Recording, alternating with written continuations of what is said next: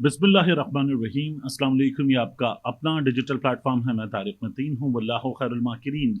अल्लाह सबसे बेहतर तदबीर फरमाने वाला है, वही बचाएगा मेरी देश को बलाओं से, जो बारिश में शजर से घोंसला गिरने नहीं देता, क्योंकि उसकी तदबीर तमाम तदाबीर की इमाम है। अहम तरीन खबर है, बिलावल भुट्टो जरदारी आसमा शिराजी साहिबा के शो में मौजूद थे और वहाँ बिलावल भुट्टो जरदारी ने आइनी तरमीम के हवाले से बात की और बिलावल भुट्टो जरदारी ने अदलिया के जज साहिबान पर एक इल्ज़ाम लगाया और उन्होंने ये कहा कि हमारे पास नंबर था। बिलावल भुट्टो जरदारी ने कहा कि हमारे पास नंबर था, हमसे 2/3 अक्सरियत छीनी गई और छीनी सुप्रीम कोर्ट ऑफ पाकिस्तान के जज साहिबान ने। बिलावल भुट्टो जरदारी ने ये इल्ज़ाम लगाया और कहा कि मेरे पास मुसव्वदा नहीं आया था।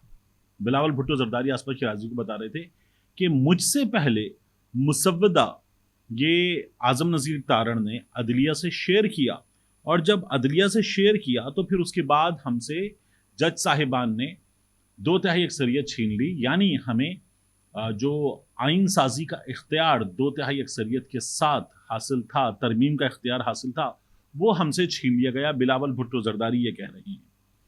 बिलावल भुट्टो जरदारी जो बात कर रहे हैं वो मुकम्मल तौर पर गलत है, झूठ बोल रहे हैं, गलत बयानी कर रहे हैं। क्यों? क्योंकि देखिए, 3 रुकनी बेंच ने, तारीख थी 6 मई और पेशावर हाई कोर्ट का फैसला था, वो 3 रुकनी बेंच ने मुअत्तल कर दिया। इलेक्शन कमीशन ऑफ पाकिस्तान ने नशिस्तें उसके बाद खाली करार दे दी। ये हो गया था 6 मई को। तो फिर नून लीग को, पीपल्स पार्टी को नंबर जो कह रही ना हमारे पास 2/3 अक्सरियत थी, इससे महरूम होना पड़ा मई से। तरमीम का ये जो तूफान है, ये सितंबर में हमने देखा है, ये जुनून हमने सितंबर में देखा है। तो मई से आप इस नंबर से महरूम हैं, 2/3 अक्सरियत से। तो ये जो बात कर रहे हैं बिलावल भुट्टो जरदारी जज साहिबान के हवाले से, ये बात गलत कर रहे हैं। इसमें मजीद भी प्रॉब्लम है। बिलावल भुट्टो जरदारी ये कह रहे हैं कि हमें 2/3 अक्सरियत से महरूम कर दिया। तो जज साहिबान ने एक बहुत बड़ा सवाल उठाया है, उस सवाल को तो कंटेस्ट आप कर ही नहीं सकते। यानी जो नशिस्तें आपको 2/3 अक्सरियत में पाकिस्तान तहरीके इंसाफ के आज़ाद उम्मीदवारों की जीती हुई या सुन्नी इत्तेहाद काउंसिल को नहीं मिली, तो भी वो आपको कैसे मिल सकती हैं? इस सवाल का जवाब तो कोई दे ही नहीं सका कि वो आपको कैसे मिल जाएगी। तो वो आपको नहीं मिल सकती। क्या स्पीकर ने भी ये कहा कि ये हमारी नशिस्तें हैं, मतलब खाली हैं, माले गनीमत है, दे दो? तो बात यह है कि इस सवाल का जवाब जस्टिस आयशा साहिबा का कोई नहीं दे सका। आपने अदालत में अटॉर्नी जनरल को खड़ा किया हुआ था, इलेक्शन कमीशन अपना केस लड़ रहा था, आप हारे हैं ये केस। तो ये आप मुकम्मल तौर पर गलत बयानी कर रहे हैं। बिलावल भुट्टो जरदारी मुसलसल इंटरेक्ट कर रहे हैं सहाफ़ियों से, सियासतदानों से, सब कुछ चल रहा है। लेकिन इसके बाद एक और काम हुआ। कामरान मुर्तज़ा साहब ने काशिफ अब्बासी साहब के शो में एक बात की। उन्होंने ये कहा कि मौलाना से आगे तो मैं नहीं जा सकता। मौलाना ने इस तरमीम के लिए मुकम्मल तौर पर ना कर दी है। अब फिर भी मौलाना के पास बार बार जाना, उनको राम करना, उनको मनाना, ये कोशिशें जारी हैं और ख़बर ये आ रही है कि मौलाना के पास एक बार फिर जाकर मोहसिन नकवी ने कहा मुसव्वदा वही जो पहले था। तो उसमें तो आर्टिकल 8 जो इंसानी हकूक़ के मामलात हैं, आप उन पर सब कुछ कुल्हाड़ा चला के ख़त्म कर रहे हैं। यानी रियासत का और शहरी का मुआहिदा है आइन, और आप उस मुआहिदे में शहरी को उसके तमाम बुनियादी हकूक़ से महरूम कर रहे हैं। और काजी फाइज ईसा की अदालत से आप ये उम्मीद लगा कर बैठे हैं कि हम ये सब कुछ कर लेंगे और ये हो जाएगा। तो फिर आइन से बुनियादी तौर पर मुतसादिम कानून साजी कैसे की जा सकती है? इस सवाल का जवाब भी नहीं है। सवाल का जवाब है मजबूरी है। बिलावल भुट्टो जरदारी की जानिब से इस सवाल का जवाब यह है कि मजबूरी है। अब इस मामले में एक चीज़ और याद रखिएगा, आज सुप्रीम कोर्ट के अलावा काजी फाइज ईसा की सुप्रीम कोर्ट के अलावा, कोर्ट रूम नंबर 1 के अलावा इम्कान है कि बहुत बड़ी खबर आ सकती है। एक तो मुस्तफ़ा काज़मी ने ऐलान किया कि मज़ीद वकला के साथ पहुंचूंगा और हम पहुंचेंगे और हम वहाँ, तो ये तो अदालत के बाहर होगा, इसमें कोई ख़ास बड़ी खबर नहीं। क्योंकि हुकूमत जिस तरह से कर रही है, कंटेनर लगाओ, रास्ते बंद करो, कर्फ्यू लगा दो, वकीलों का एहतजाज रोक दो, तो इसमें तो इम्कान शायद कम है। लेकिन इसके अलावा ایک بڑی خبر آنے کا امکان ہے. یہ بڑی خبر جو ہے وہ بہت کچھ بدل سکتی ہے. یہ بڑی خبر کافی چیزیں اس حد تک بدل سکتی ہے کہ کھیل پلٹ جائے. ابھی اس کے خد و خال واضح نہیں ہیں، لیکن آج یا کل میں یہ بڑی خبر، آج کافی امکان ہے یہ بڑی خبر آ سکتی ہے.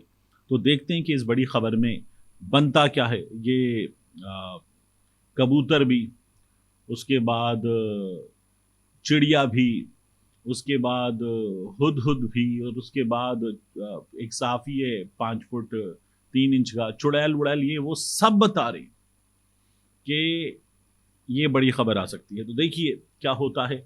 یہ بھی امکان ہے کہ یہ جو ڈونٹ ایپیسوڈ ہوا تھا نا، یہ ڈونٹ ایپیسوڈ، اس کے بعد کہا جا رہا تھا کہ دیکھیے گا اب رہ گئے ہیں 22 دن، پھر تو ڈونٹ ہی ڈونٹ ہوں گے. تو یہ بھی امکان ہے کہ 22 دن بھی پورے نہ ہوں، کچھ اس طرح کی بھی چیز ہو سکتی ہے. لیکن دیکھتے ہیں کہ کیا ہوتا ہے. اس پر نظر رکھنے کی ضرورت ہے. بہت ہی اہم معاملہ ہے کہ اس سلسلے میں کیا ہوتا ہے. اس کے علاوہ میں آپ سے عرض کروں کہ ایک بڑی خبر ہمارے سامنے اور آئی. یہ بڑی خبر ہے اڈیالہ جیل کے ڈیپٹی سپرنٹینڈنٹ کے حوالے سے، محمد اکرم کے حوالے سے، ان کے ساتھ اسسٹنٹ سپرنٹینڈنٹ ریاض خان کے حوالے سے، اور 2 سے 3 مزید آفیسرز ہیں اڈیالہ جیل کے، ان کے حوالے سے. ان کو جیل میں قتل کی انکوائری میں قصوروار ثابت ہونے پر نوکری سے برخاست کر دیا گیا. محمد اکرم عمران خان کا سہولت کار، جنرل فیض حمید کا سہولت کار، جنرل فیض حمید اور عمران خان کے درمیان رابطہ کار، برج کا کام کرنے والا محمد اکرم. تو ہوا یہ ہے کہ پنجاب کے ہوم سیکرٹری داخلہ نور الامین مینگل نے ان کی نوکری سے برخاستگی کے نوٹیفیکیشن جاری کر دیے ہیں، اور 29 فروری کو ذہنی مریض قیدیوں کے سیل میں حوالاتی کے قتل پر انکوائری چل رہی تھی. اب آئی جی جیل خانہ جات پنجاب نے قتل کے اس واقعے پر انکوائری کے حکم کے بعد مزید جو چیزیں سیٹل ہوئیں وہ فراہم کی. تو اب یہ فیصلہ آیا ہے. ڈیپٹی سپرنٹینڈنٹ ایگزیکٹو محمد اکرم اور ان کے ساتھ 7 ملازمین یہ قصوروار قرار دیے گئے ہیں. 4 کو نوکری سے فارغ کرنے کی سفارش کی گئی تھی. اب محمد اکرم جو ہے اس کے حوالے سے خبر یہ آ رہی ہے کہ محمد اکرم انچارج نفسیاتی وارڈ اسسٹنٹ سپرنٹینڈنٹ جیل ریاض خان یہ نوکری سے برخاست کر دیے گئے ہیں. اب میں آپ سے ایک اور چیز عرض کروں کہ 20 جون کی تاریخ تھی، محمد اکرم کا تبادلہ کر دیا گیا.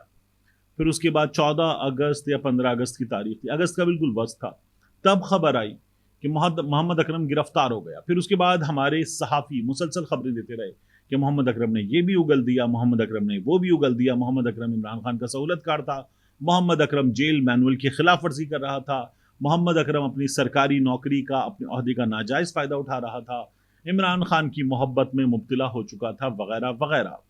یہ تمام باتیں کی گئیں، اور ہمارے صحافیوں نے اس کے بعد محمد اکرم سے تفتیش میں کیا کچھ نکلا ہے. محمد اکرم کا کنیکشن جنرل فیض سے، محمد اکرم کا کنیکشن عمران خان سے، محمد اکرم ان دونوں کے درمیان کنیکشن وغیرہ وغیرہ.